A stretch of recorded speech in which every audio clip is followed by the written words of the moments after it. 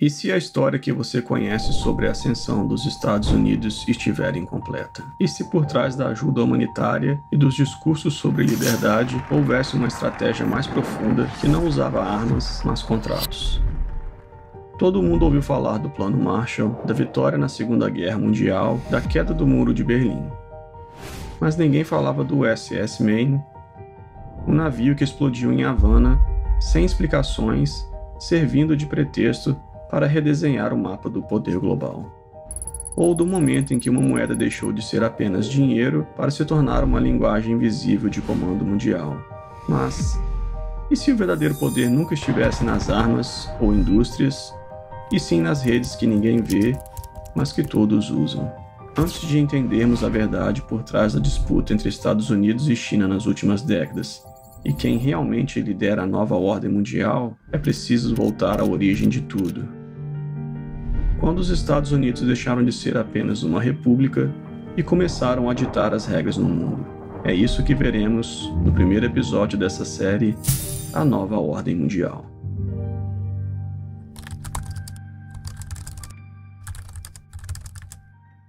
Durante boa parte do século XIX, os Estados Unidos pareciam viver à parte do resto do mundo.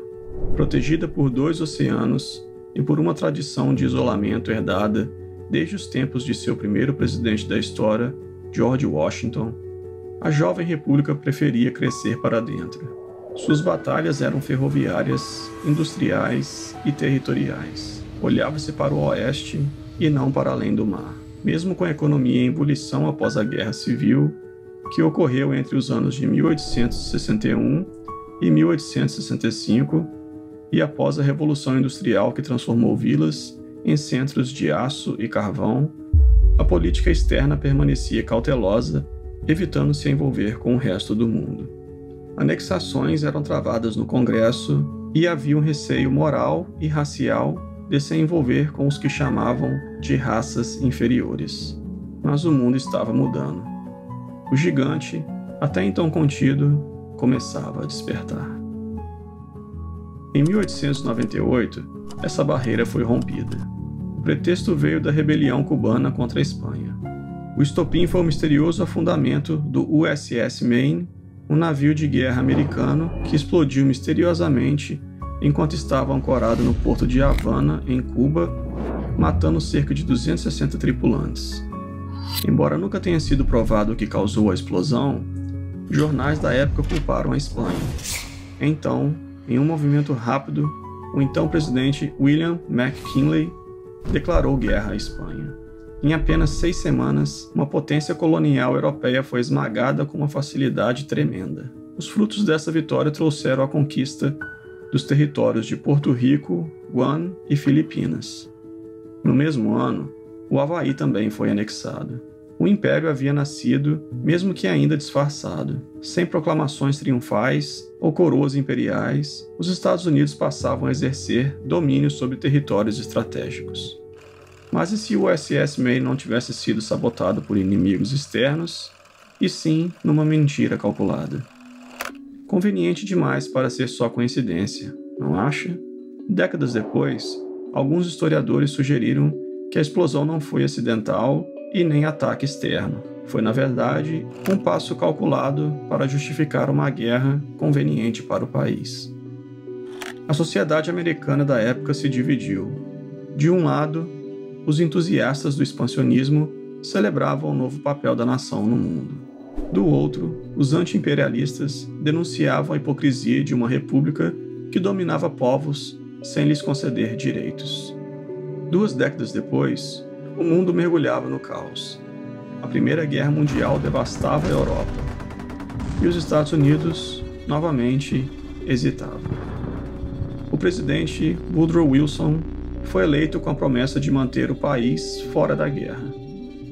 Mas os eventos arrastaram a América para o conflito. Submarinos alemães afundaram navios britânicos e franceses, contendo civis americanos. O infame telegrama Zimmermann, que sugeria uma aliança entre a Alemanha e México contra os Estados Unidos, foi interceptado e divulgado. A mobilização depois disso foi avassaladora. Navios desembarcavam milhares de soldados por dia na França.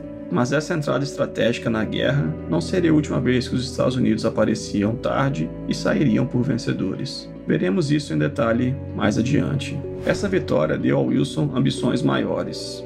Fundar uma nova ordem mundial com paz permanente e autodeterminação dos povos.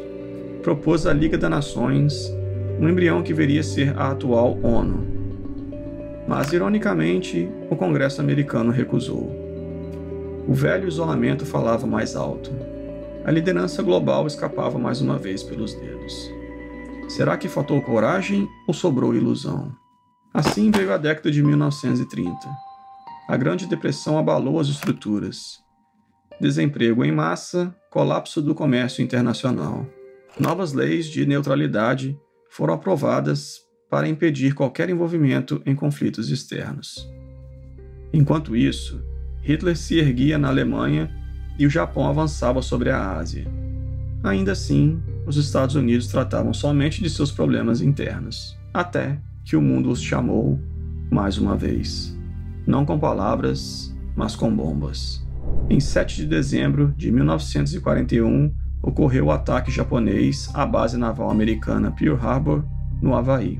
Corpos flutuavam no mar, o céu de Pearl Harbor coberto de fumaça preta e o som dos estilhaços ainda ecoava quando o país inteiro parou.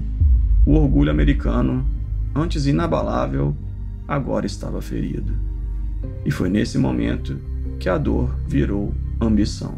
Em poucas horas, o que décadas de diplomacia não conseguiram, a destruição realizou. O despertar definitivo do gigante. E agora, o que os Estados Unidos iriam fazer com esse poder recém-despertado? Durante a Segunda Guerra Mundial, os Estados Unidos não apenas combateram, eles produziram. Viraram o arsenal do mundo. Fábricas civis foram convertidas em linhas de montagem militar. Tanques, aviões, munições, bombas atômicas. Detroit, antes símbolo da indústria automobilística, virou fábrica de bombardeiros. Era poder industrial, mas também logístico, financeiro e político. De cada 10 armas usadas pelos aliados, 6 vinham dos Estados Unidos. Enquanto Londres enfrentava apagões e Berlim ruía sob bombas, os Estados Unidos cresciam com propósito. Mas a guerra foi mais que combate, foi um ensaio geral para a construção de um novo mundo. Um mundo que teria um arquiteto claro. Em 1944, em meio aos escombros da guerra, 44 países se reuniram em Bretton Woods. O objetivo era redesenhar a ordem financeira global. A guerra ainda não havia terminado, mas os vitoriosos já traçavam o pós-guerra. E os Estados Unidos estavam no centro. Nascia o sistema Bretton Woods. Na aparência, um acordo técnico. Evitar hiperinflações, organizar taxas de câmbio e padronizar moedas. Mas por trás, uma engenharia de poder oculta. O ouro, até então centro do sistema, foi substituído pelo dólar, e só os Estados Unidos garantiam sua conversão em ouro. As outras nações deveriam alinhar-se à nova referência monetária. O dólar se tornava, de fato, o novo ouro. O que acontece quando todos passam a depender da sua moeda? Você já tinha pensado que uma moeda poderia ser uma arma tão poderosa quanto um exército? Era um movimento estratégico. Quem controla a moeda, molda o crédito. E quem molda o crédito, ora, controla o mundo.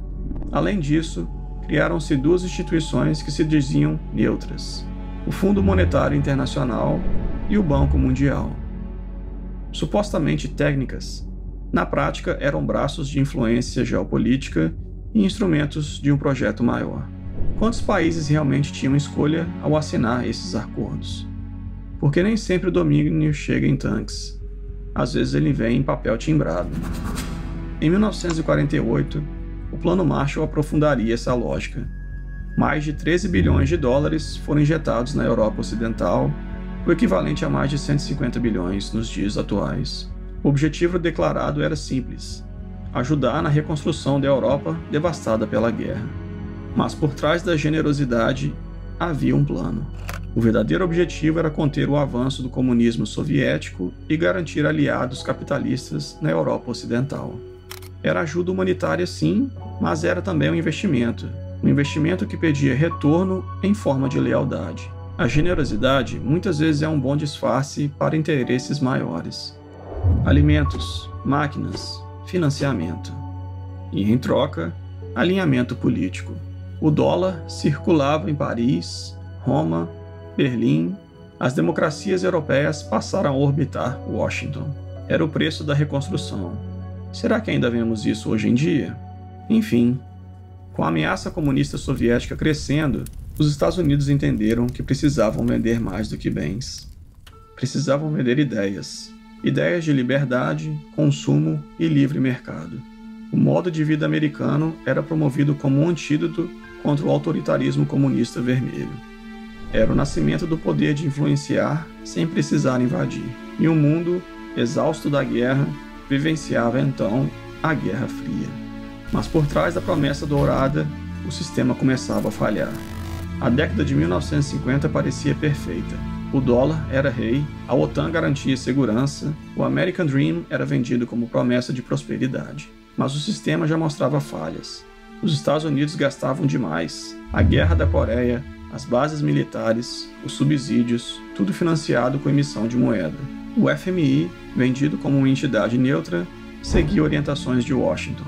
Empréstimos vinham acompanhados de deveres, abertura de mercados, privatizações, contenção de gastos públicos. Países em crise viam suas políticas reescritas por consultores estrangeiros. O preço da ajuda era a perda da soberania. Era uma nova forma de domínio, não com tanques, mas com influência financeira e política. No final da década de 60, a insatisfação crescia. Protestos contra o Vietnã, alta inflação e a percepção de que o dólar não era mais tão confiável.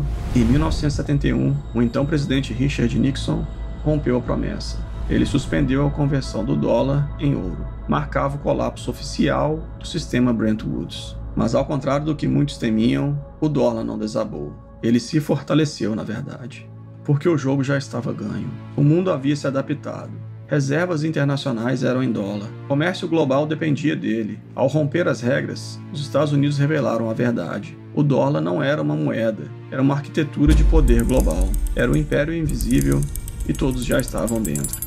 A Guerra Fria, nascida das cinzas da Segunda Guerra Mundial, havia se transformado em uma disputa total de ideologias, economias e narrativas. De um lado, o modelo soviético, centralizado e repressivo. Do outro, o modelo americano, que vendia liberdade com publicidade e crédito internacional. Foram décadas de espionagens, golpes indiretos, apoio militares a conflitos externos e sabotagens diplomáticas. E embora nunca tenha havido um conflito direto entre Washington e Moscou, a queda do Muro de Berlim em 1989 e o colapso da União Soviética 2 anos depois selaram o veredito. Os Estados Unidos haviam vencido.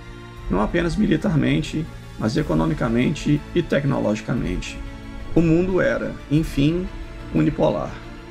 O dólar reinava, a cultura americana era global e o mercado livre era tratado como inevitável. Era o auge da hegemonia americana.